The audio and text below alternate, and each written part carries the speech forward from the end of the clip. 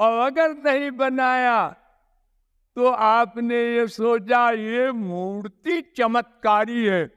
मूर्ति कोई चमत्कारी है, वो गैर चमत्कारी नहीं होती, वो तो पत्थर की है। ये तो धोखा है आपका। अरे वहां बड़ी भीड़ होती है, ये तो प्रचार से होती है भीड़। अरे वहां तो एक साल में 50 करोड़ की भेंट चढ़ती है। ये तो अंधविश्वास है। नमस्कार दोस्तों। दुनिया की कुल आबादी का 15 से 16% हिस्सा लगभग 1.5 अरब लोग हिंदू धर्म का पालन करते हैं। लेकिन आज की इस वीडियो में हम बात करेंगे कि क्या हिंदू धर्म पहले से ही ऐसा था या हिंदू धर्म से पहले भी कोई धर्म था।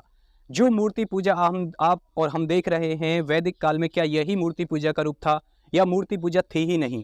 आखिर वेदों में मूर्ति पूजा के बारे में क्या बात कही गई है, आज की इस वीडियो में यही बात की जाएगी कि मूर्ति पूजा क्या है, क्या सबसे अच्छा रूप हो सकता है, क्या मूर्ति पूजा करनी ठीक है भी या नहीं भी, और अगर करनी ठीक है भी तो ऐसे लोग जो मूर्ति पूजा का विरोध करते हैं वो क्यों विरोध करते हैं।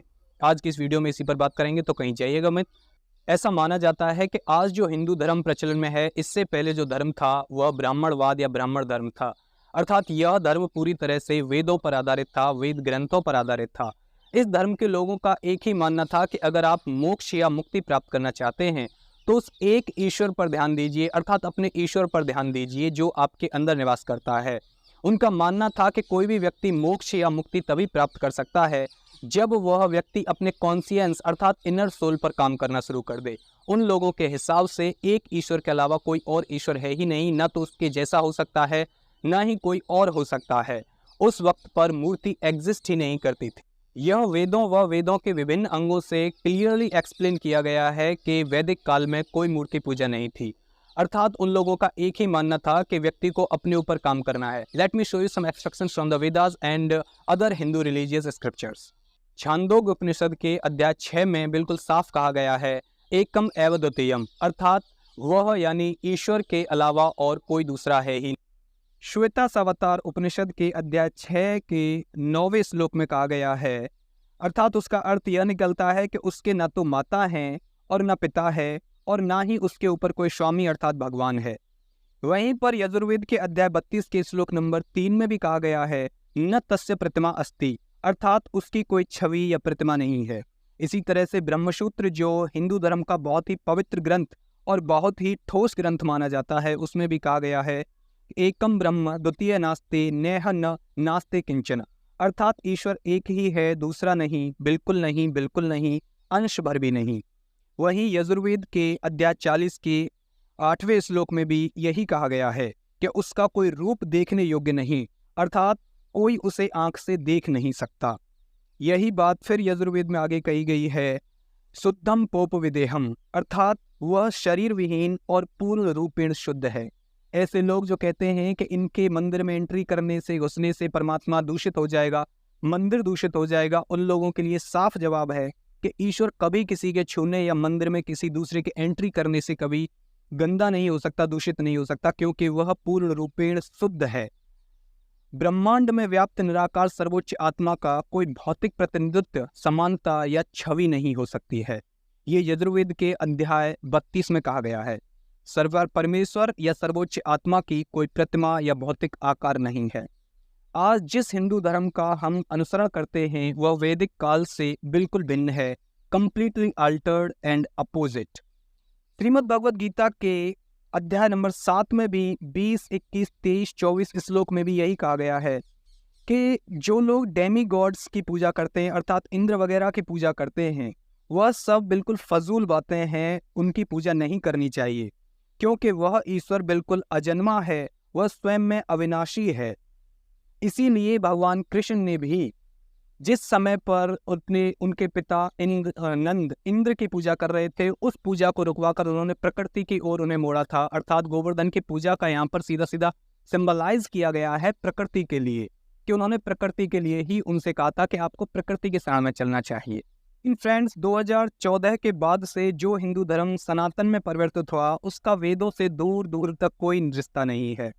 और अगर हम जैसा कि आज अपनी हाइप पर है सनातन की बात करें तो सनातन धर्म का आधार वेद हैं और वेदों में मूर्ति पूजा का कोई जिक्र नहीं है, कोई उल्लेख नहीं है। सच तो यह है कि आज का सनातन धर्म पूरी तरह से अल्टर्ड मतलब रूपांतरित सनातन है। वेदों से उसका दूर दूर तक कोई संबंध नहीं। वेदों के देवता और आज के देवता बिल्कुल अलग हैं। इवन अगर आज के किसी बच्चे से पूछा जाए कि वेदों में कौन कौन से प्रमुख देवता हैं तो it will be all Greek to him. अगर मूर्ति पूजा वैदिक काल में थी ही नहीं और वेदों से ही पूरा हिंदू धर्म का आधार है तो फिर यह मूर्ति पूजा प्रचलन में कैसे आई, अब इसके आगे बात करते हैं। देखिए, हिंदू धर्म में दो तरह की मान्यताएं बिल्कुल साफ हैं, एक आर्य और एक है द्रविड़।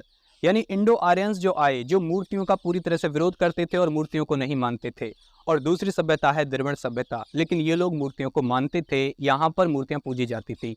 तो हिंदू धर्म जो है ये दोनों ही संस्कृतियों का मिला जुला मिश्रण हो सकता है और वहीं से मूर्तियों का प्रचलन हो सकता है। Why are idols so necessary for some people? यानी मूर्तियाँ कुछ लोगों के लिए इतनी इंपॉर्टेंट आखिर हैं क्यों, इस पर बात करें तो देखिए, आज मूर्ति पूरी तरह से प्रचलन में है। आज अगर कहीं धार्मिक अनुष्ठान होते हैं, कहीं प्रार्थना होती है तो वहाँ पर मूर्ति होना एक सामान्य सी बात है। हिंदू धर्म में पॉलीथीज्म यानी बहुदेववाद है। कई लोग यानी एक ही व्यक्ति कई कई देवताओं को पूजता है, यही बहुदेवतावाद कहा जाता है। और अगर किसी जगह पर या किसी व्यक्ति के बहुत सारे देवताओं में विश्वास है तो ऐसा व्यक्ति अपने उन अनुष्ठान में, उन देवताओं के स्वरूप में, अपने माइंड में उन सब देवताओं को याद रख पाना बहुत मुश्किल है। तो उसे एक फिजिकल फॉर्म चाहिए। नॉन फिजिकल फॉर्म में इतने सब कुछ को याद रख पाना बहुत ही मुश्किल सी बात हो जाती है। आज के समय पर तो खास तौर पर मुश्किल हो जाती है। और फिर मूर्ति पूजा एक ध्यान केंद्रण का एक बहुत अच्छा स्रोत है। आप अगर कंसंट्रेशन पावर देखना चाहते हैं तो उसके लिए ही मूर्ति को यहाँ पर स्थापित किया गया है। हालांकि आप कह सकते हैं कि क्या ये ज़रूरी है कि मेडिटेशन के लिए यानी ध्यान के लिए मूर्ति का होना ज़रूरी हो। मैं बिल्कुल ये नहीं कह रहा हूँ कि मूर्ति के यानी ध्यान के लिए या मेडिटेशन के लिए मूर्ति का होना ज़रूरी है। इसके लिए हम आगे वीडियो में बात करेंगे।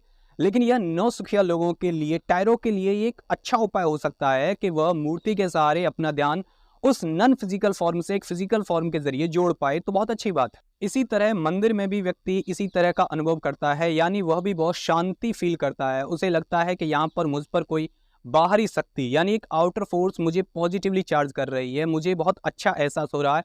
इसका मतलब इस मूर्ति में कोई मिरेकुलस थिंग है, कोई ऐसी चीज़ है जो बहुत चमत्कारिक है और उसके संपर्क में आने के बाद में मैं पूरी तरह से चेंज हो रहा हूँ। मेरी नकारात्मक शक्तियाँ मुझे छोड़ रही हैं और सकारात्मकता मेरे अंदर प्रवेश कर रही है। यहाँ मैं एक बात पूरी तरह से क्लियर कर देना चाहता हूँ कि आर्य समाज मूर्ति विरोधी होते हैं, यानी कि उन्हें मूर्ति पूजा में बिल्कुल विश्वास नहीं होता है, पर उनके भी मंदिर होते हैं। यानी आर्य समाज के भी अपने मंदिर होते हैं। आर्य समाज के मंदिर कैसे होते हैं यह बात हम किसी और वीडियो में करेंगे। फिलहाल हम टॉपिक पर जमे रहते हैं। कुछ लोगों का मानना है कि मूर्ति उन्हें चार्ज करती है, यानी अगर वो मूर्ति के संपर्क में रहते हैं, मूर्ति की ओर देखते हैं तो उन्हें एक अट्रैक्शन फील होता है, या उन्हें ऐसा लगता है जैसे मूर्ति उनके अंदर की सोई हुई उस शक्ति को जगा रही है जिसका उन्हें पता ही नहीं था, और वह पॉजिटिवली चार्ज हो रहे हैं। उनके अंदर की जो नेगेटिविटी है वह उसे छोड़कर जा रही है। दरअसल यू नो वेरी वेल कि यह सब एक मनोवैज्ञानिक विश्लेषण है, यह सब कुछ एक मनोवैज्ञानिक इफेक्ट है। होता क्या है कि अगर आपका दुश्मन आपके सामने आ जाए या उसकी तस्वीर आपके सामने आ जाए तो आपको क्रोध आ जाता है। कोई भी घिनौनी वस्तु देखकर आप नाक सिकोड़ लेते हैं, या वीर रस की कविता पढ़कर या सुनकर आपके रोंगटे खड़े हो जाते हैं, आपके अंदर एक जोश पैदा हो जाता है। बिल्कुल ऐसा ही कुछ आपको मूर्ति से पॉजिटिवली चार्ज होना फील होता है। तो दोस्तों, जैसा आपको पता चल गया होगा कि वेदों में मूर्ति पूजा का दूर तक कोई संबंध नहीं है, अर्थात मूर्ति पूजा का वेदों में कोई भी जिक्र या उल्लेख नहीं है। मतलब अगर मूर्ति पूजा वेदों में नहीं है तो क्या जो मूर्ति पूजक हैं वो गलती कर रहे हैं या कुछ गलत है? मैं पर्सनली अगर अपनी बात करूं तो मैं मूर्ति पूजक नहीं हूं, लेकिन फिर भी मैं कहूंगा कि वे लोग जो मूर्ति पूजा कर रहे हैं और अगर उन्हें मूर्ति के संपर्क में आने से कोई सकारात्मक बातें अपने अंदर फील हो रही हैं, कुछ अच्छा फील हो रहा है, तो फिर मूर्ति पूजा में कोई दिक्कत नहीं है। मूर्ति पूजा में दिक्कत वहाँ हो जाती है दोस्तों जहाँ पर आप उस ईश्वर को किसी दीवार पर आई हुई सील का रूप दे देते हैं। दीवार पर सीलन आई है और आपने उसे ईश्वर का रूप दे दिया है, वहाँ पर वो पाखंड आ जाता है, वहाँ पर वो अंधविश्वास शुरू हो जाता है। हमारे हिंदू धर्म का सबसे ज़्यादा नुकसान किसी और ने नहीं किया है, पाखंड अंधविश्वास ने किया है। भक्ति या श्रद्धा कभी गलत नहीं होती है। नास्तिकता एक अलग ही टॉपिक है, लेकिन भक्ति और श्रद्धा कभी भी अपनी जगह पर गलत नहीं होती है। ये आपको पॉजिटिव रास्तों पर लाने के लिए है, लेकिन पाखंड और अंधविश्वास आपके लिए प्रॉब्लम खड़ी कर सकता है। आपको उससे दूर हटना है। मूर्ति पूजा पर अगर आप दिखावा और उस तरह का चढ़ावा किसी दिखावे के तौर पर चढ़ा रहे हैं जिसका मूर्ति से कोई मतलब ही नहीं है, तो फिर इसका मतलब आप गलत डायरेक्शन में हैं। अगर आप मूर्ति के संपर्क में आने पर उसे कुछ भी चढ़ावे के बजाय वहां बैठकर शांति से ध्यान करके देखिए, आप फील करके देखिए, तो आपके लिए बहुत सकारात्मक हो सकता है।